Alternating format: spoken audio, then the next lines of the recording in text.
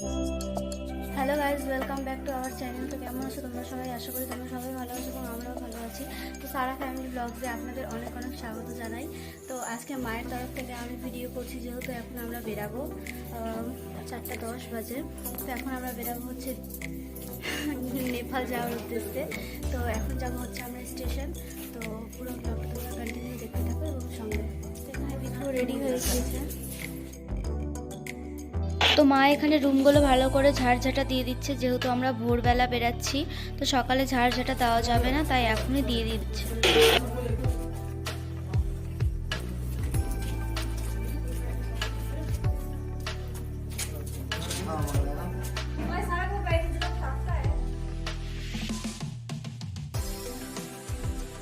তো এখন আমরা বাড়ি থেকে বেরিয়ে গেলাম, যেহেতু টোটো আগে থেকেই বাবা রিজার্ভ করে রেখেছিল। তো আমরা টোটোর দিকেই যাচ্ছি।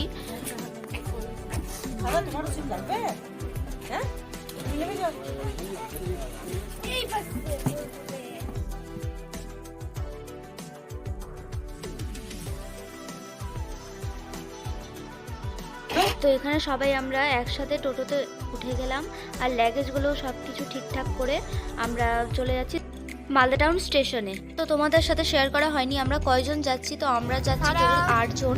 তো বাবা, মা, দাদা, দিদি, তারপর আমি, আমার হাজবেন্ড, আমার বোন এবং সারা আর সারার দাদি। সারা কোথায় বলো?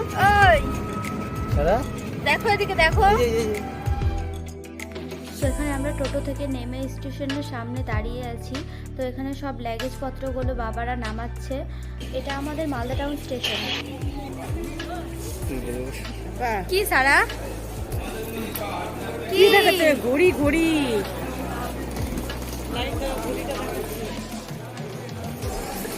সারা দাদিকে দেখাচ্ছে কি? না না ওই যে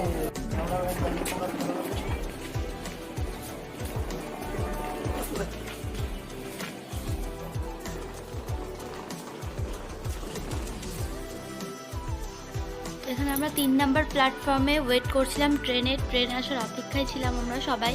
তো এখানে সবাই মিলে গল্প করছিলাম। তো করতে করতে সময় কখন কেটে গেল বোঝাই গেল না।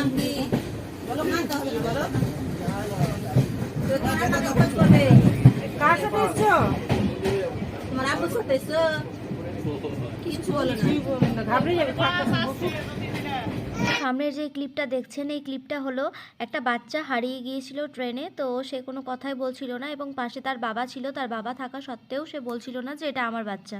তো তোমরা এখানে দেখতে পাচ্ছ আমি আর বাবা ট্রেনের পাশে দাঁড়িয়ে আছি ট্রেনে ওঠার জন্য। তো কেসটা হয়েছিল, আমি আর বাবা একটা স্টপেজে ট্রেন থেকে নেমেছিলাম।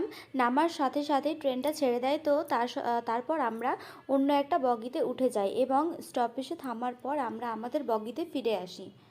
তো এটা হচ্ছে একটা হাস্যকর বিষয়। তো আপনারা কখনো এরকমভাবে নামবেন না। ভাগ্যিস আমরা অন্য বগিতে উঠেছিলাম।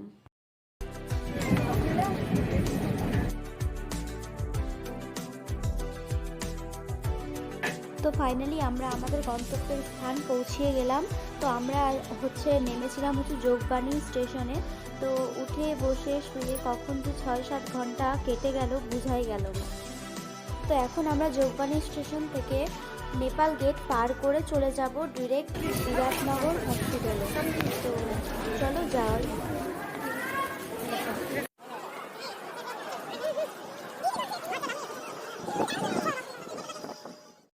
তো দাদা ওখানে এটিএমে টাকা তুলতে গিয়েছিল, আর আমরা এখানে দাদাকে খোঁজাখুঁজি লাগিয়ে দিয়েছিলাম। তো এই যে দেখো যোগবাণী স্টেশন, আর আমরা যাচ্ছি হচ্ছে নেপাল গেট পার করে, তারপর ওখানে গাড়ি করব।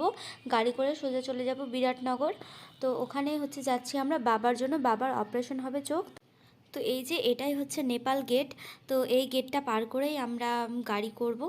তো এখানে সামনে মারাত্মক ভিড় ছিল, তোমরা ভিড় দেখতেই পাবে। এতটা ভিড় যে কি মানে পুরো ঠেলাঠেলি অবস্থা।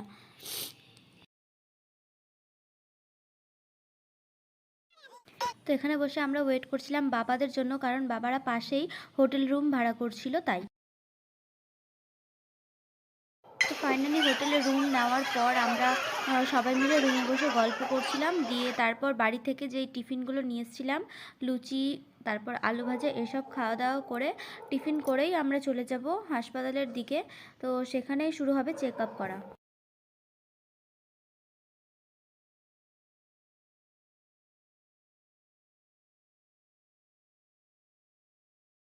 তো এই যে হসপিটালের ভিতর চত্বরটা, তো এখন থেকে শুরু হলো লাইনের পর্ব। তো যেহেতু এটা হসপিটাল তাই সব জায়গাতে লাইন দিয়ে দিয়েই দেখাতে হয়। তো এক জায়গা থেকে আরেক জায়গায় ট্রান্সফার করতে করতে অনেকটাই সময় পার হয়ে গেল।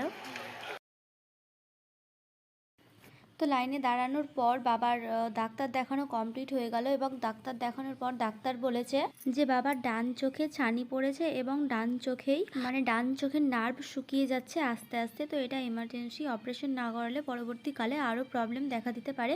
তাই আমরা এখানে অপারেশনের জন্য টাকা জমা দিয়ে দিচ্ছি। তো এখানে দেখতেই পাচ্ছ সব জায়গাতে টাকা গোনাগুনি চলছে, যেহেতু লেন্সের ব্যাপার। তো একদিন আগেই এটাকে জমা দিতে হবে, টাকার অ্যামাউন্টটাকে। আজকে যদি জমা দেয় তাহলে কালকে অপারেশনটা হয়ে যাবে। তো যেহেতু আজকে অপারেশনটা হবে না, টাকা জমা দিয়ে কালকের জন্য অপেক্ষা করতে হবে। তো কালকেও অনেক জায়গাতে লাইন দিয়ে তারপরেই সব কিছু করা যাবে।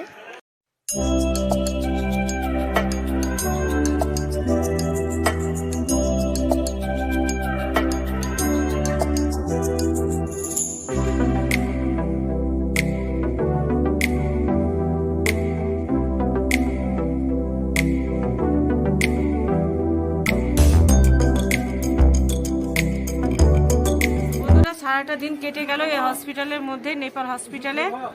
তো এটা হলো চোখের হসপিটাল। এখানে আমরা এসেছিলাম সকালবেলা। তো সকালবেলা আপনাদের সামনে আসতে পারিনি, অনেকটা দৌড়ঝাঁপের মধ্যে কেটে গেছে। কিন্তু ভেতরটা কিছু কিছু ক্লিপ আমরা নিয়েছি, যেটা আপনাদের সাথে শেয়ার করেছি। তো এখন প্রচণ্ড খিদা পেয়েছে। এখন সকাল থেকে আমরা কিছুই খাইনি, রুমে শুধু একটু যখন ট্রেন থেকে নেমেছিলাম রুমে এসেছিলাম, রুমে একটু হালকা করে খাওয়া খেয়েছি, তারপরে আর কিছুই খাইনি। এখন প্রচণ্ড খিদা পেয়েছে বাচ্চাদেরকে। তো ওই যে ওরা এখন, এটা আমরা ট্রেনেই কিনেছিলাম কেকটা, তো এখন ওরা খাচ্ছে। আর ওদিকে বিটুকে সারাকে দেখেন। তো বন্ধুরা, আমরা এখন হসপিটাল থেকে বেরিয়ে পড়েছি। তো এই যে দেখো মা, বিট্টু আর বাকি যারা ছিল তারা সবাই এগিয়ে গিয়েছে।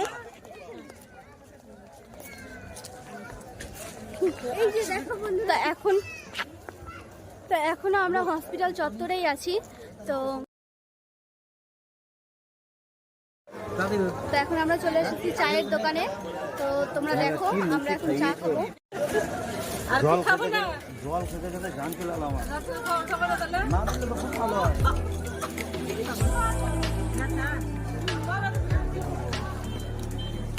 পাওভাজি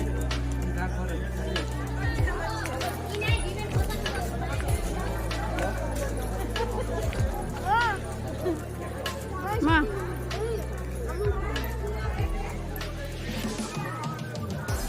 আমার মুখটা বার করে আমার মুখে ঢুকেছে। দেখাতে হবে সবাইকে না, বন্ধুরা দেখছে যে তাদের বন্ধুরা। তাছাড়া আমার মুখটা বার করে বন্ধুরা সারাদিনে ক্লান্তি দূর করার জন্য এখন সন্ধ্যাবেলা আমরা চায়ের দোকানে এসেছি। এখন চা খাবো। তো পাউরুটি দিয়ে আমরা এখন সবাই মিলে চা খাবো। চা এখন আমাদের অর্ডার দেওয়া হয়েছে, চা এখনো আসেনি, চাটা আসুক তারপরে খাবো।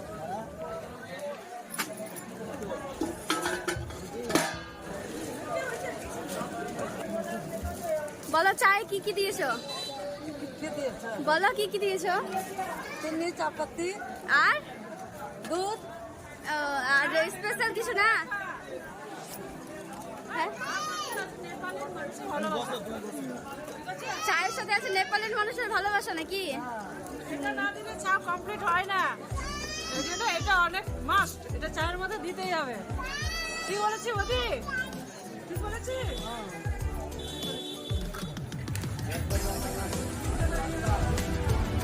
না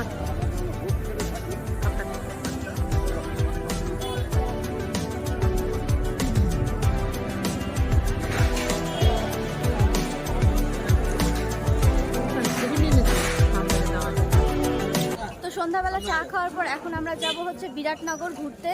তো সেখানে চাট নাকি খুব ফেমাস। তো দিদিরা এর আগে এসেছিল, তো সেখানে খেয়েছিল। তো এখন আমরা সেটাই খেতে যাচ্ছি এবং আশেপাশে অনেক মার্কেট আছে, সবগুলো ঘুরে তোমাদের সাথে সেই অভিজ্ঞতাগুলো শেয়ার